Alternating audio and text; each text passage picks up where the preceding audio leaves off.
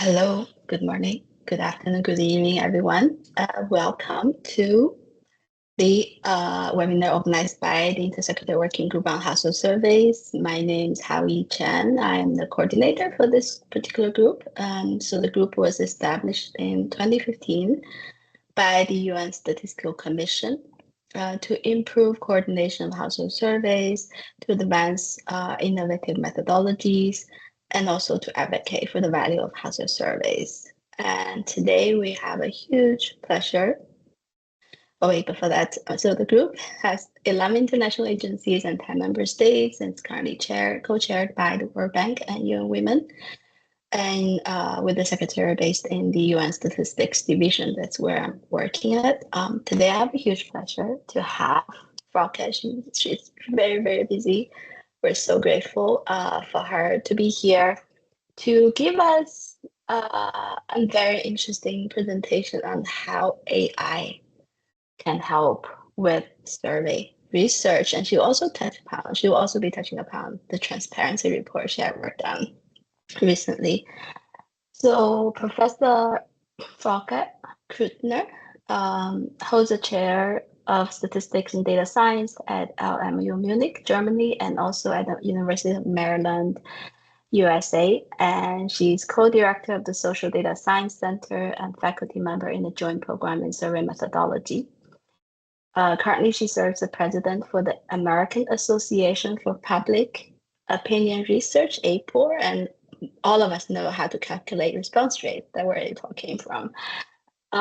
In addition to her academic work, Professor Krüttner is co-founder of the Co-Rich Initiative, whose goal is to accelerate data-driven research and policy around human beings and their interactions for program management, policy development, and scholarly purposes by enabling efficient, effective, and secure access to sensitive data about society and the economy.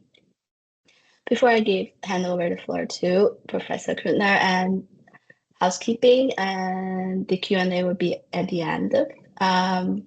You can turn your mic on. We can actually enable all the mics at the end of her talk. And at the same time, feel free to put questions in the chat or in the Q&A session, and also introduce yourself in the chat if you want. Now, the floor is yours, Frauke. Please go ahead. Thank you, Hayu, and thank you everybody for joining me today. I'm happy to share with you some thoughts and some actions on leveraging AI for survey statistics and survey research. And as you all know, this is very new research. I will report from things I did and things I have seen others do, and I hope we'll have a good discussion. This whole field is so new that there are probably at the end more questions than answers, and that's a good thing, because I do love the fact that this is a platform where we can discuss these things jointly. I'm pretty sure that in many of your organizations internally, there are already questions on how to best leverage large language models and transformers for the work you do in survey research. For those of you that happen to be in the US or on the US East Coast next week, on Monday, October 7th, we are having an in-person event to a similar topic with short courses related to some of the things I mentioned today, and discussion section, breakout group panels. But with, I guess, the unusual feature that we have not only survey people or people involved in data collection on humans directly, but also people from the NLP community and from computer science at the event. And hopefully we'll have a good discussion how these two worlds can meet each other and interact with each other. So if you happen to be in DC, maybe you're at the World Bank or otherwise float by, it's not too late to register. And you can find that on the University of Maryland website.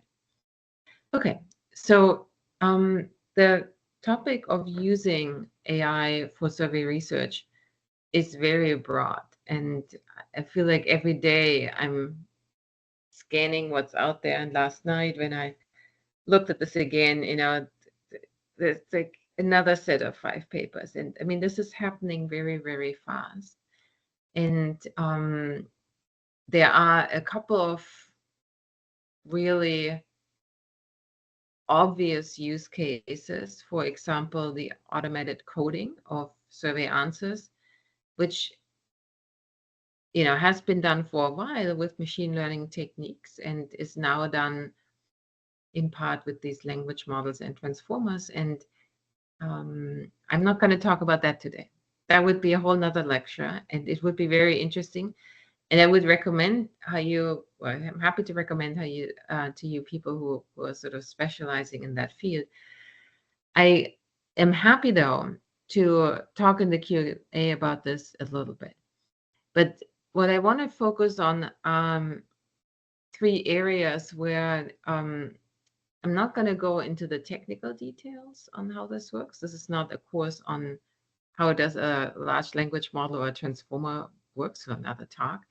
But really simply some ideas on other areas where these models have been used that I think came as an idea to many early on, but not too many have really used it in this way yet. And I think jointly as a community, we can learn about them. I also, in addition to these 3 areas, will then talk about how what we as a community of survey researchers can maybe contribute to the development of better AI tools. And I will explain what I mean with that. Okay, a lot of words up front. So let's jump right in to the first application area, the use of these language models to design questionnaires. And for those of you who know me, you might not be surprised that that's, for me, the first topic on my mind. I have been teaching questionnaire design for a long time, both at the University of Maryland, but also on the Coursera platform. And I keep saying in the questionnaire design class that we are often trying too fast to get to a question because we all are used to asking questions and answering questions all day long, right? And so it seems easy, and it's often overlooked that there's a science behind it. And so naturally, because it seems so easy, this is something that you see tons and tons of videos on YouTube. Here on the left side, there are a few that explain how you can get a chatbot, in this case ChatGPT, but it could be any of the other chatbots that are out there, to design a survey questionnaire for you. And on the right side, you see the results of such a request to ChatGPT with the request to ask a question on satisfaction with a course. The first 4 questions here are the ones that ChatGPT 3.5 put out. That was the first best version that was sort of available publicly for free. And when you look at the results, and those of you who are into questionnaire design, you probably will easily spot problems with these questions. And for those of you who are not, I'll walk you through it. When we evaluate questionnaires, we usually look at, are the questions easily understood? Are the answer scales working for the respondents? Are we really only asking one question at a time, and things of that matter? And now we could ask experts to evaluate these questions and improve them, but you could go a step further and ask the chatbot to do the same thing. And what happens when you prompt the chatbot to use a classic textbook reference like Schumann and Presser, which is a book that has been around for decades on how to conduct or ask questions and how to improve questionnaires, then you will see immediately a revision coming up from the chatbot. that is indicated here in green. So the original first question was, on a scale from 1 to 10, how satisfied were you with this class? And then the ChatGPT revised version was, how would you describe overall your overall satisfaction with this class? And then a new answer scale, not from 1 to 10, but a 5-point Likert scale which is balanced with the negative at the beginning and the positive at the end, very dissatisfied, dissatisfied, neutral, satisfied, and very satisfied. And the explanation to the right is also one that the chatbot provided, because in my prompt, I did ask it to explain why it changed the question the way it did. And you see here that it is particularly honing in on the 5-point answer scale, which simplifies choices and still captures nuanced feelings. It also refers to the fact that there is the possibility of a middle category, but having non-numeric labels, because that is easier for the respondents to work with this and identify where the middle is. So these are all elements that you would find in the book that are neatly summarized here. The same thing with the next question, same idea on the answer category. What happened there, though, and the model focused on it, that you split the question itself into 2 portions, because it was what we call a double barrel question, asking 2 things at once. This kind of exercise you can do at length, and many of you might have tried this out. It is, of course, I come from academia, always interesting to think about, can we systematically learn something about the quality of these tools to help us with the questionnaire design task? And Trent Buscott and some of his colleagues asked themselves this question as well, and presented at the 2024 APOR conference a series of experiments that they designed aimed at learning how to create good prompts to ask LLMs to generate survey questions. And you see here the experimental variations they undertook. They varied whether they used the keyword survey and response options and answer choices. They varied the complexity of the prompt to include requests for clarifications. And they varied the reading level that they said the respondent would have. And they controlled the number of response options. You see on the bottom here a screenshot of how they structured the prompts to the chatbot, where they would start with sort of a preparatory item indicating to the chatbot what it is that they like to do with, or what they like to measure. Then they have a specific request. They ask for specification. And then they characterize what the respondent could look like, and what, in this case, the age range of the audience is. None of this is fixed. You can enter in these chatbots whatever you like, right? And the sandwich technique is one that is not too dissimilar from what is called chain of thought prompting. Increasingly, people who experimented with how to put good prompts tend to recommend a chain of thought prompting, where you basically encourage the chatbot to think themselves first on how to answer a survey question, and maybe give some pointers on what the different steps are to think about before it answers the question. So, goes along these lines. What these specific prompt elements do is that in this multiple dimensional vector space that is used to generate the answer, which is nothing else but the probability for a next word to appear, right? This is a big probability machine, if you will.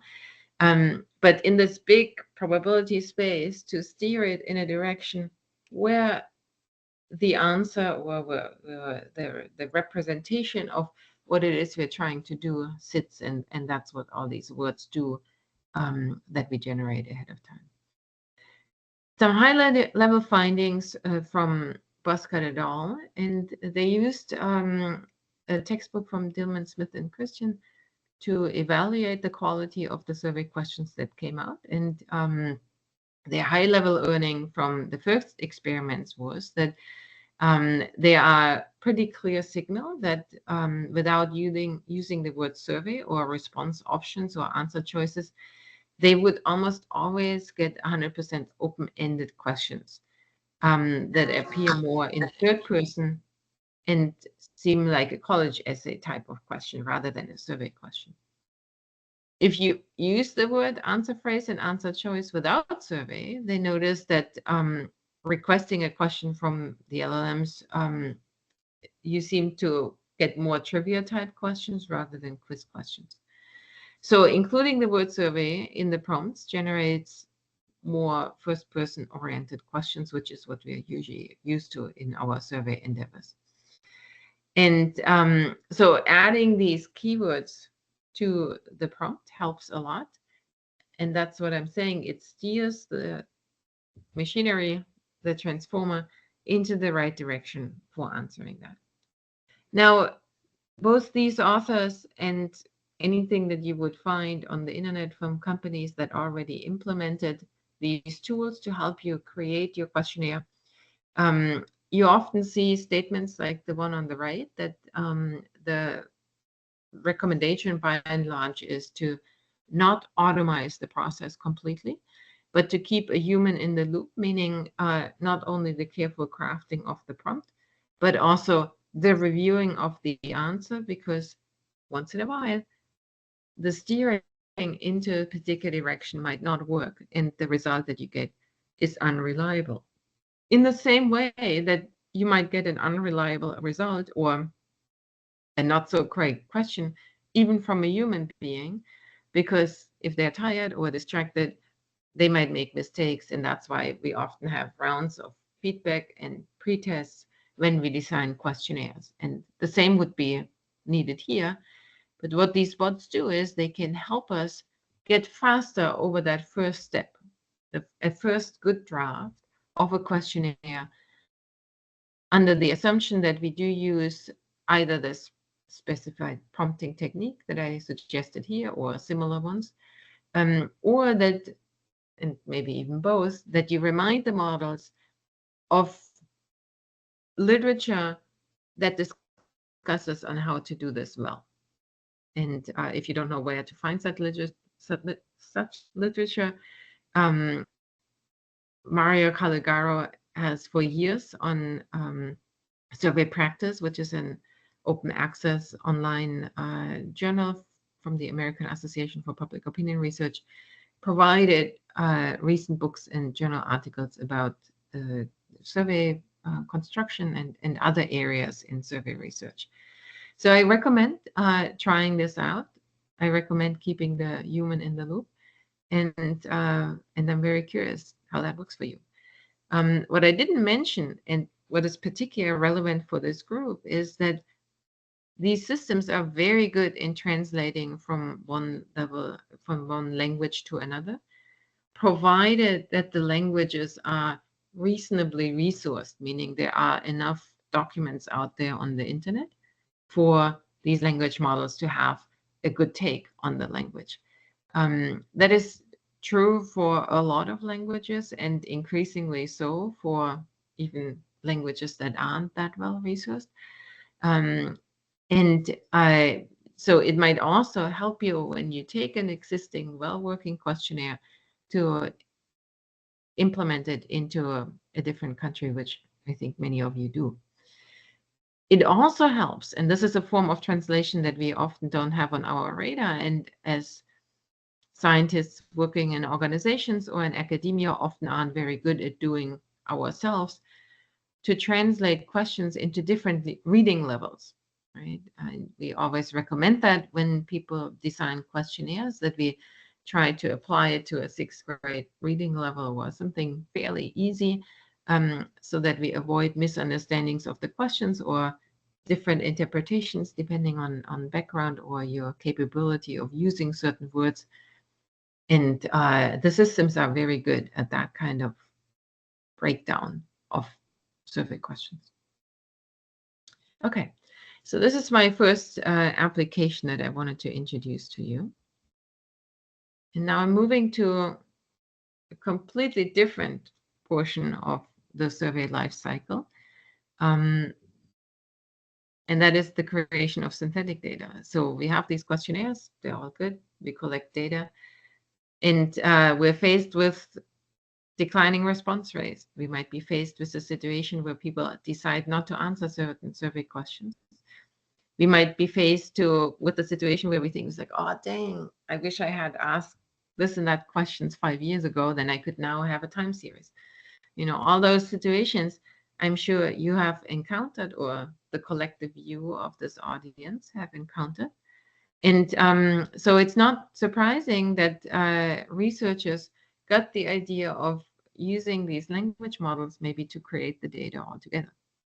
And one group that was pretty quick in getting that out on the street was a team in the US. This paper here, the lead author is Lisa Argyle, although I met with her last week and she said, oh no, this is just because my last name ends with A.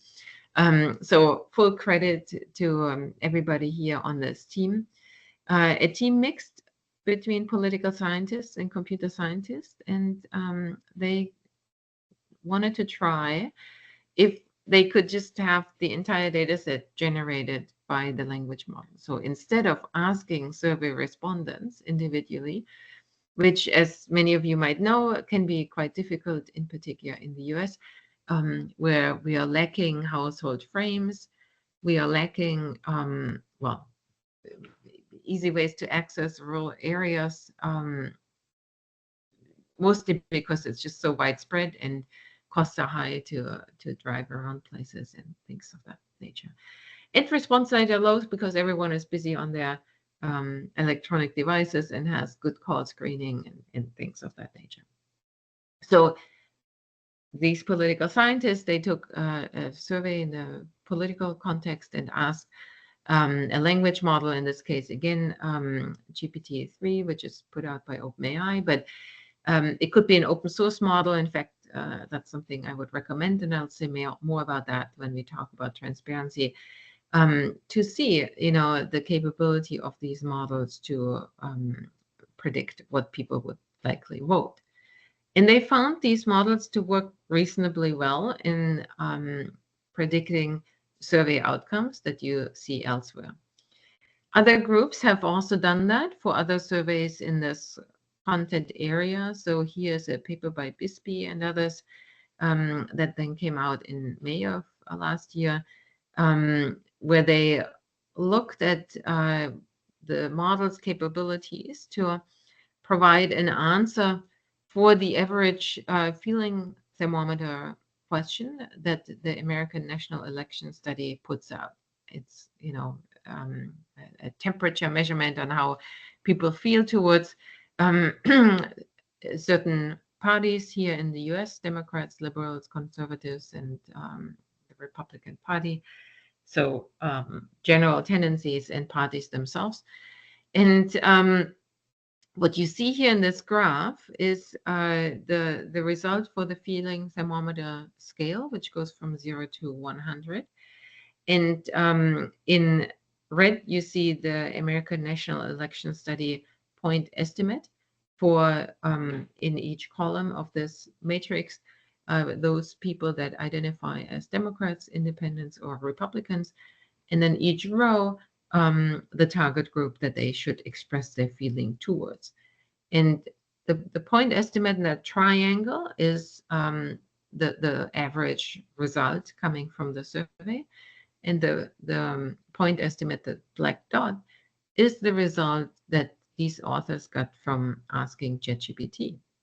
And if you haven't seen these or haven't thought about this yourself and tried it out, you might think, whoa, this is really close. This is within the confidence bands of the actual survey data. And so it is not surprising that it might be tempting to even forego the data collection process with the respondents altogether. And so the papers of that type are really popping up, mushrooming, as the Americans like to say, everywhere. And we have a team in Germany with me in Munich and Mannheim that tried to do this for Germany and most recently for the European election. And this team led by Leah van der Heide also was interested to see, can we do a similar comparison to German election studies, which the GLAS is one of them. And you see on the right here, the resulting graphs where the green bars are the results from the ChatGPT answers, and the orange bars are those of GLAS, the survey answers. And here too, you see some overlap of the confidence intervals, but you also see many more divergence from the models that we did not see in these comparison of marginal effects in the US use case. And one of the reasons is presumably that the predicting election outcomes in Germany is generally much harder than in the US. We have a multi-party system, and the preferences moving around a bit more. So you see here, in particular for the smaller parties, that can shift quite a bit, and especially for smaller parties that haven't been around that long or where leadership changes happened pretty recently. This is in part because the models are trained on historic data, and updates cannot happen as fast as the world changes. But also because when, with these simple prompts, and I will say in a moment how you elicit these answers from the models, you might not give sufficient context for them to know these most recent changes, even if they were trained on them. So how does it work? How do you even get the models to put out these answers? The way this is done in most papers is that you give a little vignette study. You see this here on the upper left-hand corner. There's a description. I'm a 20-year-old female, and I have a college degree, a medium monthly net household income, blah, blah, blah, blah, blah. So demographic characteristics that you might find in a survey. There's already a party identification variable in here. I'm leaning towards a particular party. A location information and a date range, in this case, 2017. And the question, what would such person vote for? And then the model spits out an answer. And you can do this with, artificially created, let's say, 2,000 vignettes, similar to the size of a survey. And then just look at, take the resulting numbers and look at the distribution of responses. Doing this by hand is pretty tedious, but many of these systems allow you to access this kind of request via an API, or if you download the weights, let's say from Llama, which is a system put out by Meta and very powerful, or derivatives thereof like Vicuna, or you work with Claude. There are many models that you could use from different companies. They all would allow you to do this kind of thing, and then you can plot the resulting distributions. So this is, pretty interesting. For us, of course, it's like, okay, well, great. Now it works sometimes and it doesn't work otherwise at times. And what is sort of the systematic here? And, these authors have looked at systematic errors, and back to that Bisbee paper, what they found was, these marginals worked well in the US, but of course, the interesting thing is, what about covariates? Can these models properly reflect the variance covariance matrix? In this case here, the question, can they reflect the relationship between education and the feeling thermometer, or partisanship and ideology, or what have you? And you see in these bottom panels here, if the model would do this right, the prediction, like it did with ideology and partisanship, where we had plotted, you see here, plotted the values, the correct correlation between these variables in black and white, one coming from the chatbot generated data, the other one coming from ANES. And so, if the models wouldn't be on the diagonal, then that would mean the two, sorry, I said that wrong. So the black and white dots are, the black dots are significantly different between the model coming from the chatbot and the estimate coming from the survey results.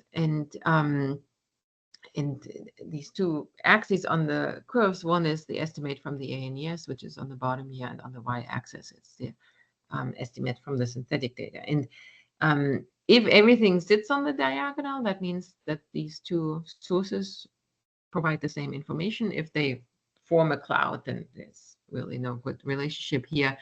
And if there's a flat line, there's absolutely none. And so that's what we see down here, right? So, and for those of you that work in the field of creating synthetic data with more traditional regression-based models, you know that, right? We are in creating synthetic data often pretty good at creating marginals, in part because we put those as constraint into the model. But it is much harder to get at models that rebuild a good variance covariance structure, and that is the same thing here in these models that we see for the ANES. And the authors discuss that at length. Right? Now, this said, with even so we know this problem about synthetic data also in more traditional methods, they can still have some use, right? And one of the use cases that we see a lot is research groups increasingly using these language models to, create synthetic data prior to the actual data collection to see, does it work? Do I have everything? And they found using these models for creating synthetic data much more convenient than writing code to do so, right? In part because not everyone is that good in coding. And here you have a language interface to do that. But, just like anything that we do, it also depends on the quality of the data that goes in, like here, these models probably have seen results from the ANES. They might have seen results on election. But if you haven't seen the right data, then you can't do good predictions, or you go for the most likely values. And just to throw that in, that these models are trained on data on the internet, and we know and expect, I think, when we interact with the internet and ask questions to it, in this case, a question to Google image search to spit out images from to a keyword university professor, that we get results that we know may or may not be a correct reflection of the world, right? And in this case here, we see a pretty diverse group of professors, and I guess we still have blackboards. That too, it might not be the right reflection, but is what the model found as the most likely representation of professors, and a series of people of different region ethnicity here. However, what we don't see are female professors, and but the interesting point about that is not necessarily they're missing. They are often in many universities also missing at the faculty, but that between July 15, when this picture was captured in 2019, and July 19 in 2019, the landscape changed dramatically. As you can see here, there are now in these pictures almost an equal representation of males and females in these images. And this is not because the world changed in 4 days. It is because someone, in this case, a group inspired by Jen Genai, who at that time still worked at Google and led that team, explicitly instructed the model to present the results this way, right? To represent the world in a different way. And so there is a layer on top of the search in these Google results that we also have to expect to be present in the chatbot models, right? So if you work with the open source model, you often have the chance to decide whether you work with a model that is so-called instruction tuned and a model that is not tuned. And you will see vastly different results working with one or the other.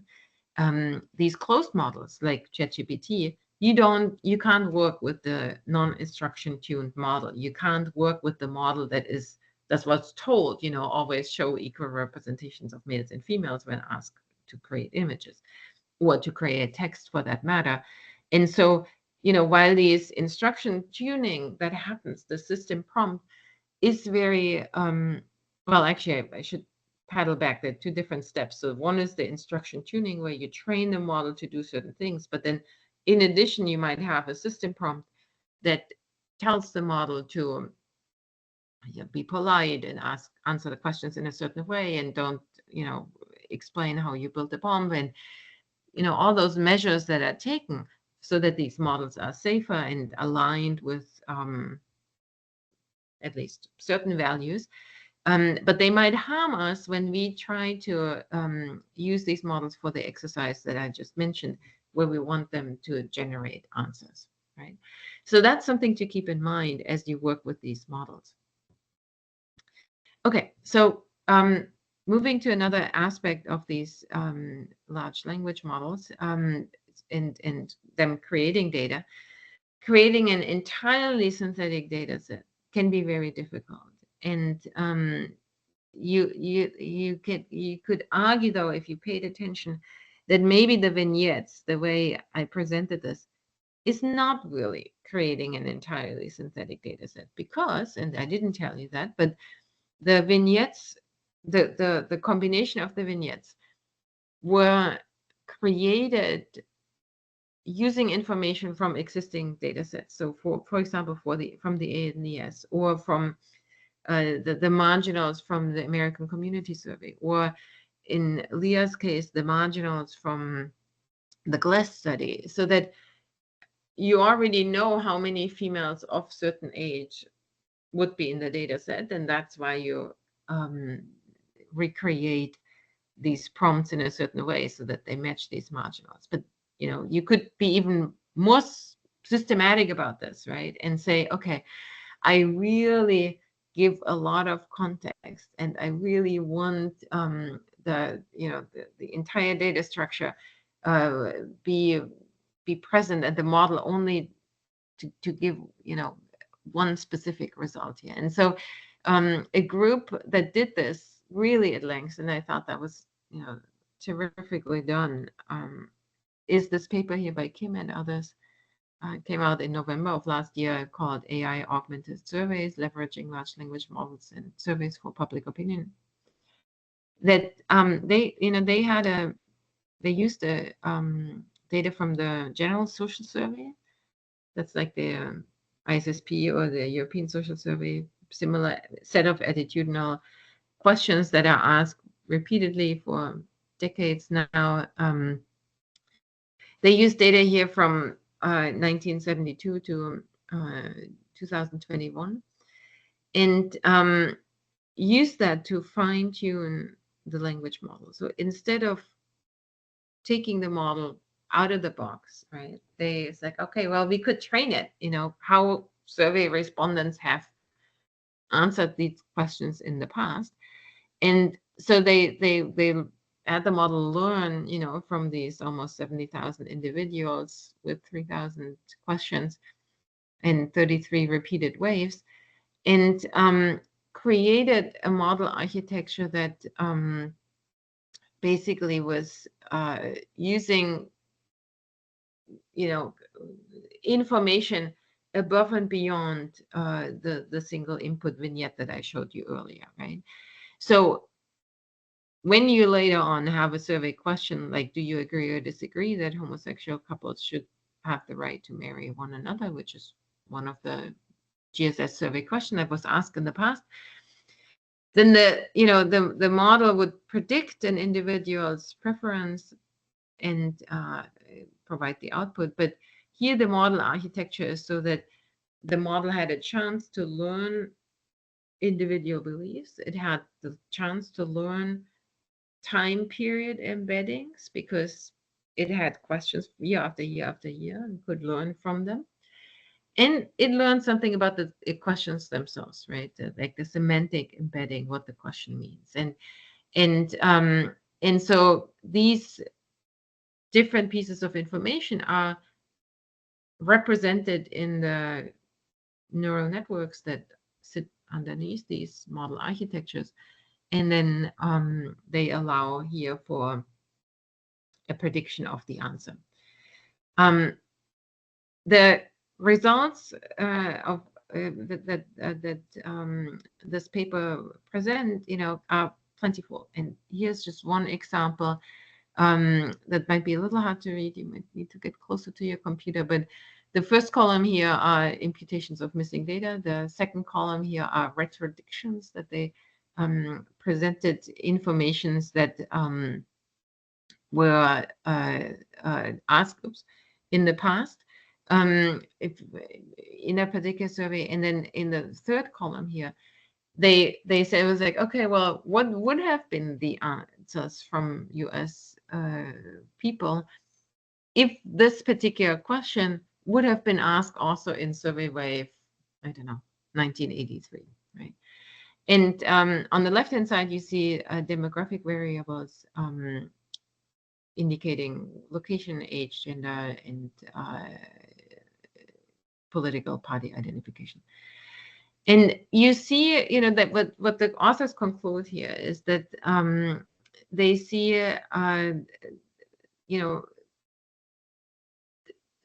pretty good results for this notion that, rather than asking, the same 10 questions to 1,000 participants, you could disseminate 20 questions among the same 1,000 and answering, sort of in a matrix design format and impute the rest, right? So inferring individual responses to unasked questions.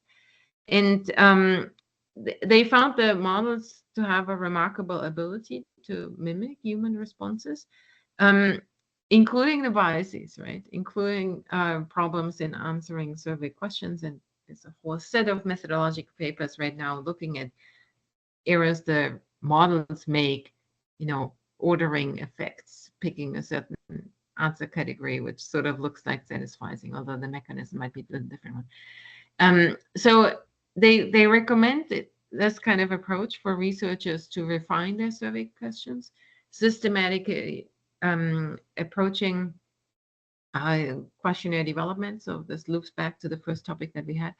And maybe in part, to be able to impute or get a notion of what could have happened. And I know that this is appalling, for many of us.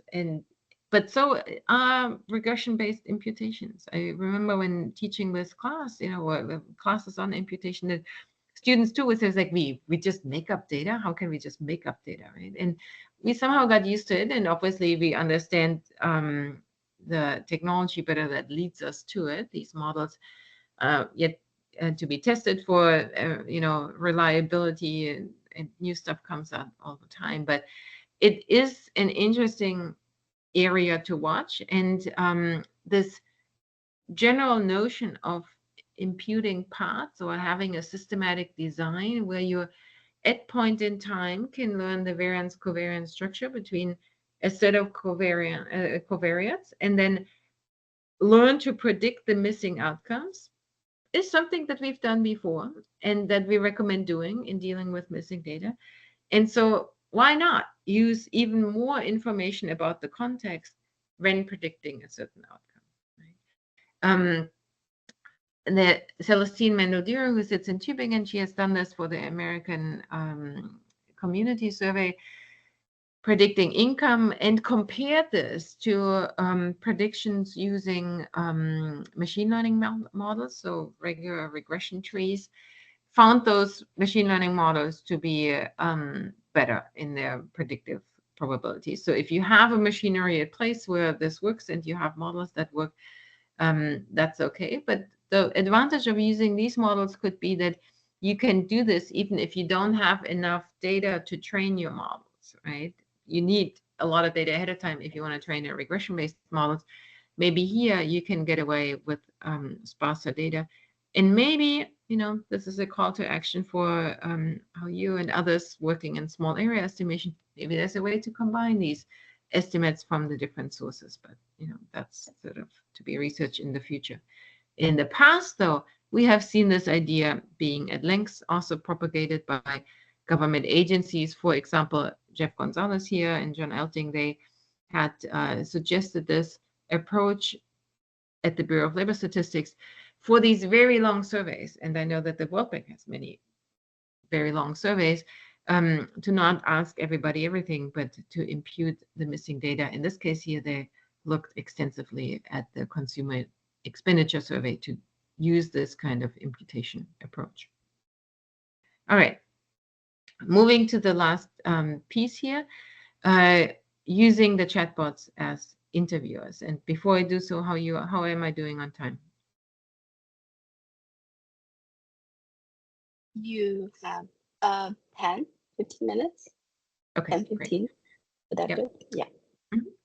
So another area which we have seen, and sort of is fun to think about is, what if we use the interviewer as the chatbot as an interviewer itself? And one of our students, Max Lang here, he created as a bachelor project, a little chatbot that instead of answering questions would ask questions to the respondent, and then the respondent can engage in open-ended answers, which the chatbot eventually summarizes and puts into numbers. And so this, is an interesting approach, and you can do this pretty extensively. We just recently did a study where we again used ChatGPT via the API, and used the software called Chainlet to recreate this space where respondents can see the question, but they can also hear the question, and they can answer either by typing or by recording their answers. And we carefully instructed the chatbot to which questions to ask, and asking them in a way that we are used to from surveys. But also to instruct them to, ask clarifying, probing questions, sort of a conversational interviewing style that might, for certain topics, work much better than trying to put it into a standardized format. And I'm pretty excited about that possibility to scale up qualitative interviews, in particular when we try to measure complex topics. And so our little pilot here did this with some students. We were interested to see whether the students found the AI to be as clear as a human interviewer. We had randomized the students into pairs of students into settings where either the AI was interviewing the person or a human, and we had others to sort of monitor what's going on and do behavioral coding on these results. And we saw here that in terms of relevance and clarity, that AI and human interviews were rated pretty equally in these two approaches. There was great empathy or surprising empathy between interview partners also in the AI setting, although the interviews or the respondents rated those a little lower in terms of empathy. We did see that there was less engagement with the AI interviewers, but still at a decent level, so that there was enough text generated to code the answers. They both were very good in applying the right grammar when administering the interviews. And both human and AI interviewers sometimes violated the interviewing guidelines. So that too we know is a problem, and the AI has the same flaw as the human. This kind of interviewer as an AI bots, language models as an interviewer, has the possibility to be much better in the future if one were to use a multi-agent architecture. Uh, and soon these models, I'm sure, will have that feature. The way this works is that you could, for example, train one agent to ask specific questions about demographics and then have another agent that checks the answers and sees if the answer is sufficient or that it should be repeated, or something was done wrong, and then corrects the agent. And then you can go on and having sort of these, basically a supervisor built into that system, right? And these types of multi-agent models have the chance to show fewer hallucinations, so not making up random stuff that you didn't train them to do, and are in that sense more experts on asking specific questions to a particular topic. So this is, for me, pretty exciting. All of this, in particular, the last piece here, reminds me of this book from Fred Conrad and Michael Schober, which came out quite a while ago. But it's still very relevant. Back then, it envisioned the survey interview of the future, and clearly the future is now.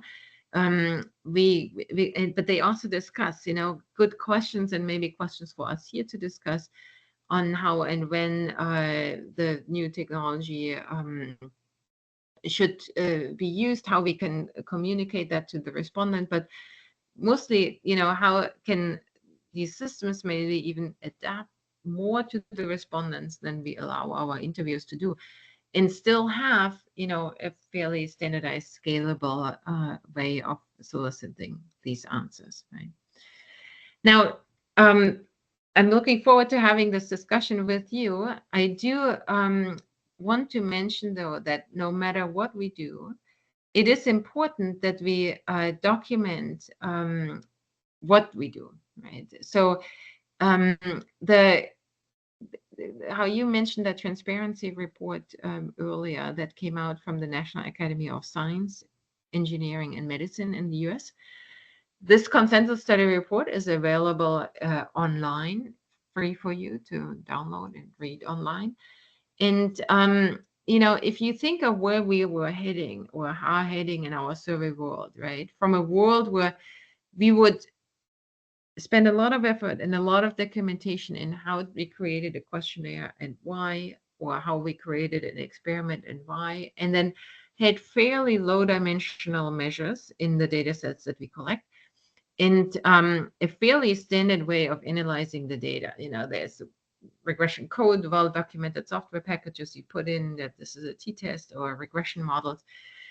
All of this upper part of the graph on the right-hand side, we can document very well. And actually, we still often don't do it, right? We often don't have the right metadata. We often don't provide all the information on the decisions made when analyzing survey questions. And this transparency report is one way, or to help agencies get their head around about good documentation of all these process steps.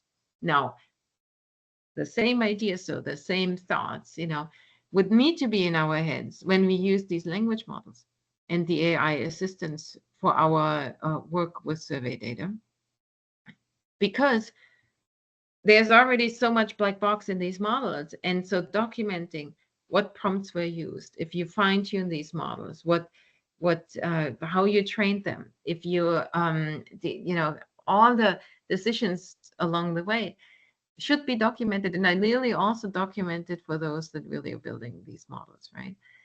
But good news is, for us, and we know that this documentations for a lot of agencies is, tedious, and maybe we, don't want to, spend all of our times writing these metadata documentations or code books or what have you. This is actually where I think we see a really low-hanging fruit to use the AI models in our workflow, because they are very good at doing these low-level tasks. So, for example, you have a piece of SAS code or Stata code, and then have the language model write plain text what's going on in that code, or standardizing labels that you have. So you or to use the data set and write a code book from the data set. All these would be tasks where the models are incredibly good already right out of the box doing this right, because there has been so much material on the internet to learn how to do that. And then you can have persons from your team just check whether they did it correctly, which will already save a lot of time. So I hope you like when I close here with the call to action, that these models, even if you don't use them for the, yet to be further researched out there topics on using it for questionnaire development, or using it for imputation, or using it for the interviewing process itself, at the minimum, we really have no excuse anymore to spend proper time on documenting transparently what we do in our traditional data collection, because we have these assistants so handy. So thank you very much. Thank you so much, Volker. And I see a lot of potentials. And one thing I was excited about, shortening the questionnaire for the income, especially the expenditure survey. That's the most requested support we get from countries, is to find some way to simplify the survey. And I, of course, definitely love the transparency and all the other, I don't know, the interviewing. That's super exciting. Now, I would like to open the floor for question. If any colleagues have questions. And I'm so happy you were here, because I've joined a lot of AI talks, and it doesn't get to this level of details and how they can help. Really, really loved it. Alex, if you would like to raise questions. I love the face that they have an AI note taker here. I see that in the chat. So that's Yeah. cool. So Pedro, can we unmute you? Let me see Yes. settings. Hi, Oh, okay, hi, please. Froke. Hey. Fantastic presentation. Thank you very much. Have you come across how challenging this might be for people who are using languages other than main English? You mentioned examples from Germany. How hard was it for people to use these models with German language knowledge bases? Thank you. Yeah. So the models, those big models, Llama 3 or whatever the current number is, and Claude or other models from these big providers, they are very good in most languages. Like, I mean, there was no issue at all with the German. There's no adaptation necessary whatsoever. They got that down. I would expect the same to be true for Spanish, Portuguese, French, probably. So the biggest 50 languages, my hunch would be it's a no-brainer, right? Once you get down to smaller languages, that where there is a lot less resources out there on the internet, I think you will see the challenges happen more often with some of the things that we did here. But it is worthwhile looking. I mean, there are a lot of efforts there from people. I have a colleague who works on making these models speak Bavarian, so local accents and whatnot, and that too is possible, right? I mean, you can, and the thing is that the reason they are so good is they don't, unlike these traditional translation models, it's not that they really need the same level and amount of vocabulary in a different language in order to learn everything they learned about the world in English, right? They're very good at just transforming, like, okay, well, if if this is the variance covariance matrix that I learned in English, about the world, right? And then you translate some of these words, then it can map that on and use the numeric vectors that are the distances between the words in this multidimensional space to apply it to the differences between numeric vectors or words in this other language, right? So that makes it easier. It also means, of course, that in terms of norms and values learned, that it is heavily influenced by what's going on in languages or in countries that provided a lot of data, right? So speaking of world dominance, I mean, there's no question, what dominates these models currently, right? So for us as social scientists, I think that if the language might be less the issue than properly capturing what's actually going on, right? And that's why it can be very helpful to give a lot of context or to explore whether one could retrain these models in a similar way as it was done by this team that looked at the GSS data, where it's like, okay, well, I have a lot of surveys in Brazil. I'm just going to, train these models on what we already know about Brazil. So there's no reason to stop at the out-of-the-box model. You can take it a step further, right? And we've seen Sune Lehmann, for example, do this in Denmark. They used all these administrative data that these Nordic countries have, so handy, and fed them entire life histories, and then predicted, time of death, for us. Made a big splash, of course, because we all would like to know when we die, right? And so, but you can see, like, all these sequences. There's so much context that could be used, right? And other models we had, they're just not capable of handling so much complex input as these models. And so I think, yeah, we're in for a ride here. There will be a lot of applications of that sort. Now, this said, there are no good ways, I mean, this is early stages of exploring. When does it fail, right? So that we have to keep that in mind, right? There are no guarantees. We don't have, all the statistic machinery that you would want to see, before you use a new model that a statistician has invented, right? We don't have the equivalent for these language models. Thank you. Thank you so much. Any other questions? You would like to raise your hand, unmute yourself, and ask the question. I have a question, Volker. And you're talking about how important this for human intervention. So how do we bring ourselves in those big models that are running by the private company? How do we? I couldn't hear the first sentence you said. How do we bring in the human touch? How do we advocate for? Yeah, I mean, so, well, one thing is, I think it's important, at any workplace that you make that point early on, right? That it is important to think of these assistants, as these AI assistants, as assistants. They cannot do the job by themselves. There's room for error, and not that the humans are error free, but basically think of it as coding. Like, using these systems to code open text is, of course, a fantastic opportunity, right?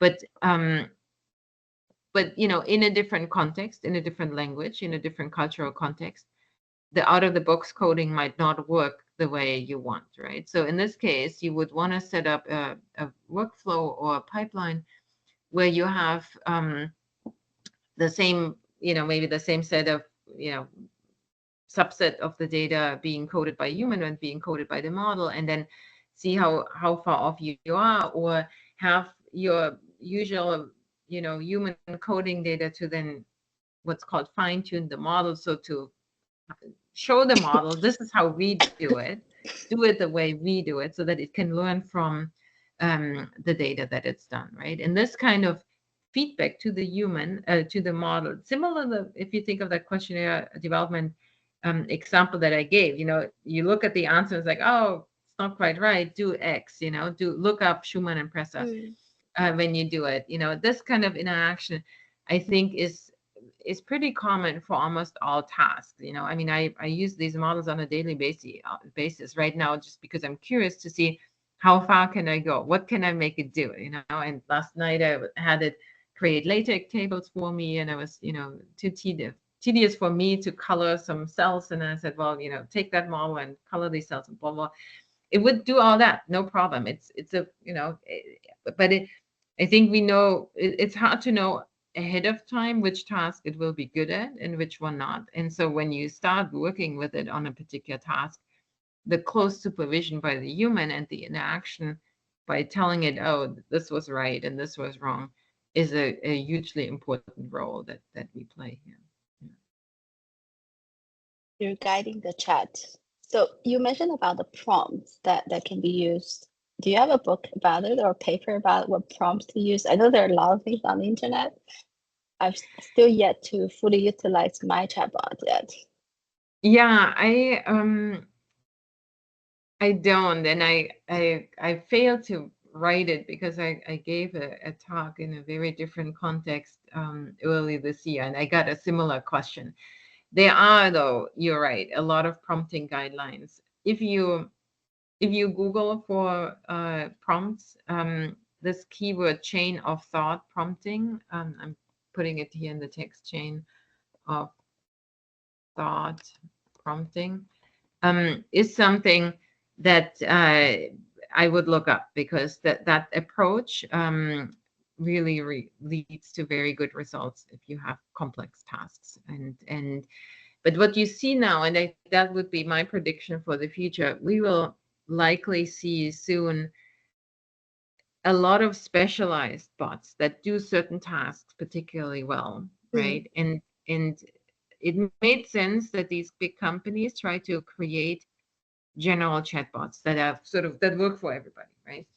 Because that was the big whoa, you can go online and you get this task solved.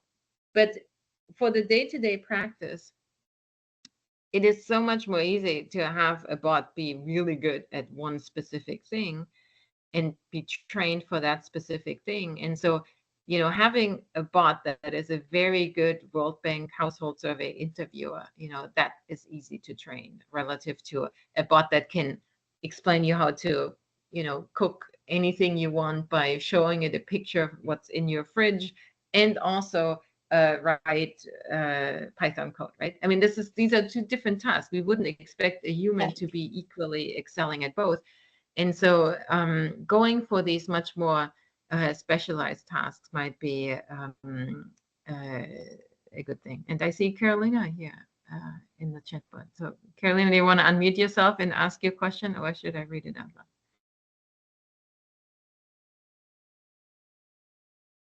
Okay, Carolina is asking, I read, okay. Carolina's saying that many of us teach questionnaire design classes. How can we allow students the use of AI in our classes and evaluations? How much help should we allow? And so we can be sure they are learning. This is a great question, Carolina. And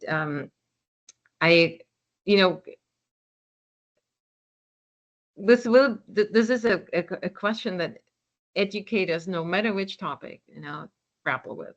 Like, do you shun it? Do you say don't use these models, or do you go full force and say it's like embrace it, use it, and whatnot? I'm in the embracing camp, because I think if we tell them not to use it, they're going to use it anyway. It's too easy. It's right there. And I take it that your question is not on how should they get access. I mean, there are a lot of websites out there that allow you to chat with models directly. A lot in the US and in Germany, I've been involved in a lot of discussions of universities to have special arrangements with AI chatbot providers, so that there are environments in which the students can work with these bots without leaking the information that they put in to be then used for training and things of that nature. Or they download the weight, say, for Llama, and then have it on premise, right? So that is a technical problem that can be solved. The educational problem on like how can you make sure they learn and understand and test that is trickier, right? I mean, so our, historically we might have sent them home and it's like, next week bring back a questionnaire and test it before and what have you. And now they can just have the bot write the questionnaire. But one thing that you could, for example, do is you could have, in the classroom, maybe have them write down questions and then turn to the chatbot and test these questions. Have the chatbot give the feedback that you would otherwise need to give and maybe don't have the time to give. And we used it not in questionnaire design, but we used it in our regular statistics courses, where we basically worked with a small company called Savi in Germany, which really was like, this is 3 students from the University of Frankfurt, right? I mean, this is all like low-key operations here. But anyway, they're building this cool startup that allows you to put in, that allowed us to create practice exams for statistics courses by having the chatbot learn the correct solution for the exam. And then the students would put in their answers and the chatbot would correct the answers based on what the chatbot knew is the right answer, and then would be given the other knowledge, know that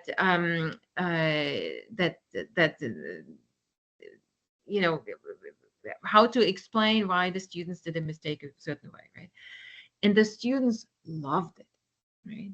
And because they got way more feedback from the teaching assistant, AI assistant, than they would have from us. And this is exactly, I see your comment in the chat. This is exactly the ticket. So my mindset these days is pretty much anything where in the past I might have asked a student or a research assistant to help me. Now I'm asking the AI first, right? And I think if you sort of do the first steps in the space, that's how I would go about it, and then ease your way in. It's still early. You're still on the forefront. If you start using it, it's surprising how many people didn't even try so far.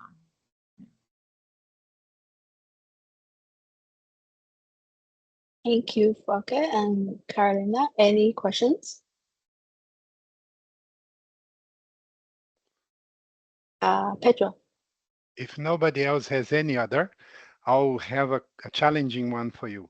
How do we get national statistical offices, which are generally quite risk averse and slow moving organizations, to start engaging with these ideas that you have just so generously shared with us? Thank you.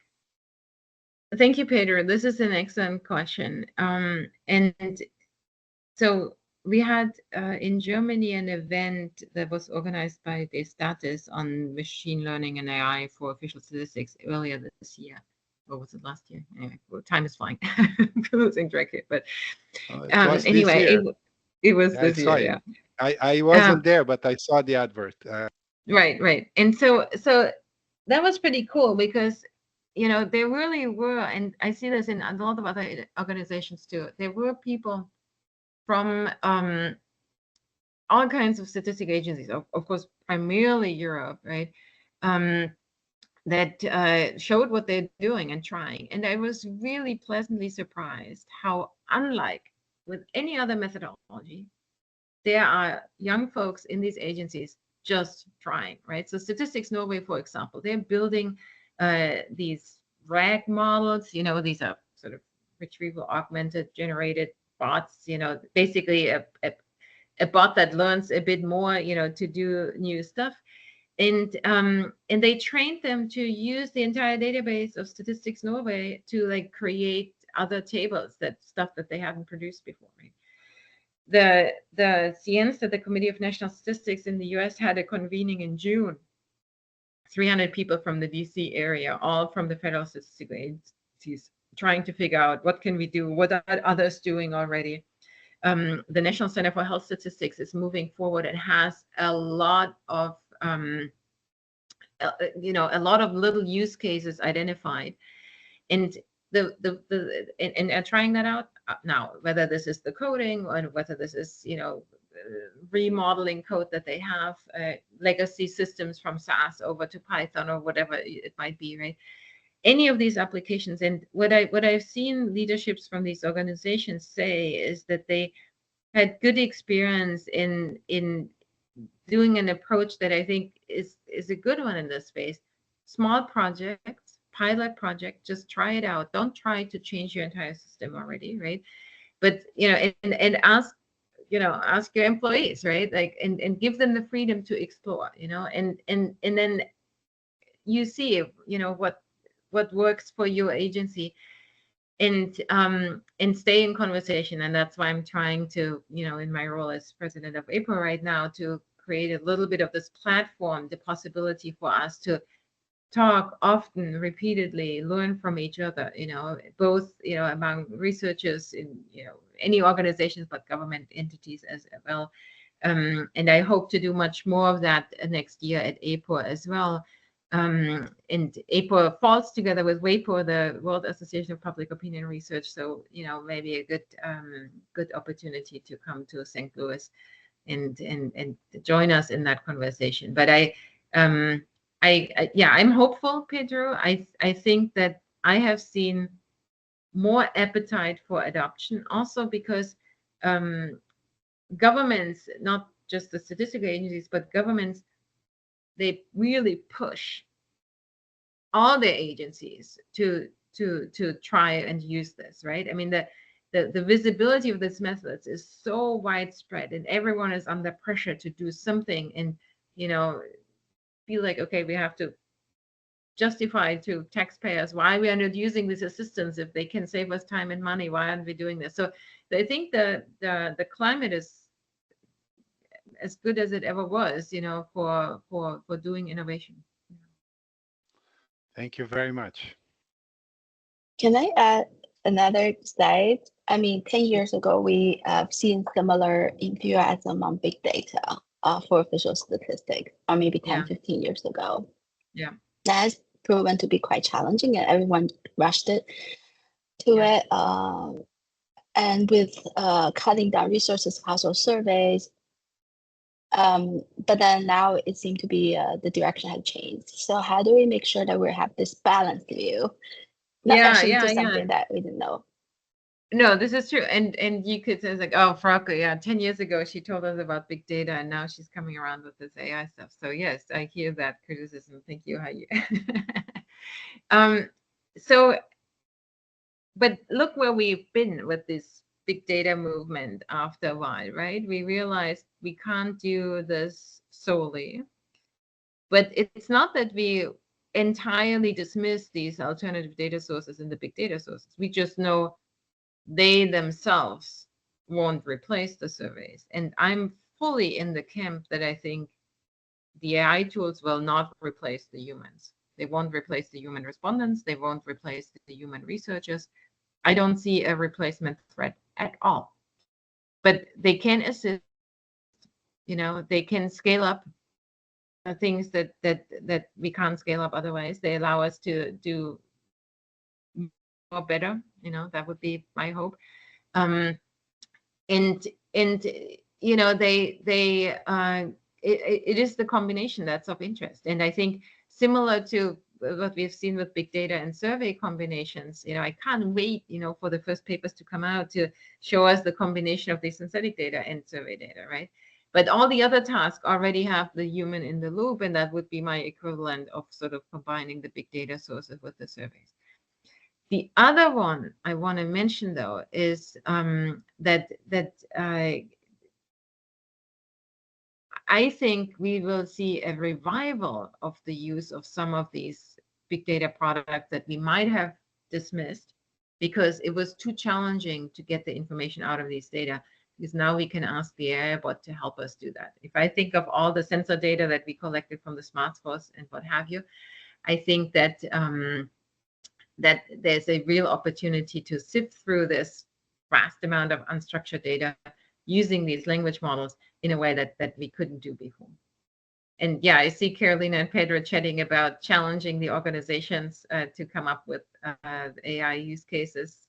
Definitely, I like challenges. So this is good. If you guys, Pedro and Carolina, let's talk offline. If you guys want to set something up that we could run around APOA next year, I would be up for that. So let me know. Super cool. No, definitely not a criticism, but it's No, just no. from our own communities. That's why our group was established, because back then we were like, oh God, there'll be no surveys in 5 years. No, and they will stay important, you know, and plus, I mean, the one thing not to forget, right? It's very difficult to be, and this was actually the push with the survey group that you mentioned, right? When stuff happens that's different, like a pandemic, you know, all in a sudden, I mean, the best, even if we, you know, like, or stuff happens like, you know, real politicians in countries that we hadn't seen before, the prediction models don't work anymore because they learn from the past, right? So recent changes and really capturing how the society is doing today, because yesterday something happened, these models will never get right in the same way because they haven't been trained enough. Sometimes they might be okay because you could foresee how people react, but for certain things they are not, right? So I think, you know, just like there isn't, you mentioned response rates when we started this talk, right? There isn't one figure response rate, the perfect answer to the quality assessment of a data source, because, you know, the response rate alone is not the only indicator for data quality. We know about non-response bias and settings and what have you, measurement error and all these other features. And the same here, it's not one data source, it's not one tool, it's a collection of tools. And now we have one more, and I think it does expand our toolkit, and I'm excited about that. Thank you for the future directions. I think survey with our revision of a handbook of how to survey is something to think about. It's a relative advantage.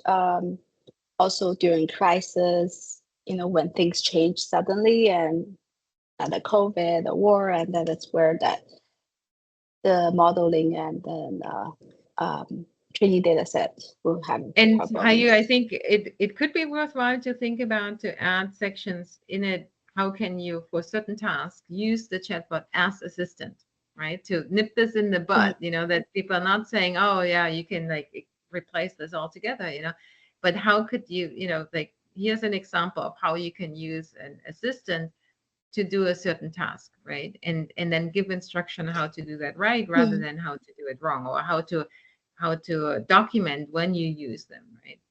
And then again, you know, we tossed around this idea before. Maybe you can even interact with the handbook in a yeah, absolutely, working on it interactive way. Yes, I absolutely support that. Now with that, let me see whether there any burning question. We have 5 minutes with our allocated time. Any questions for Falk? There is a question on one from Eric.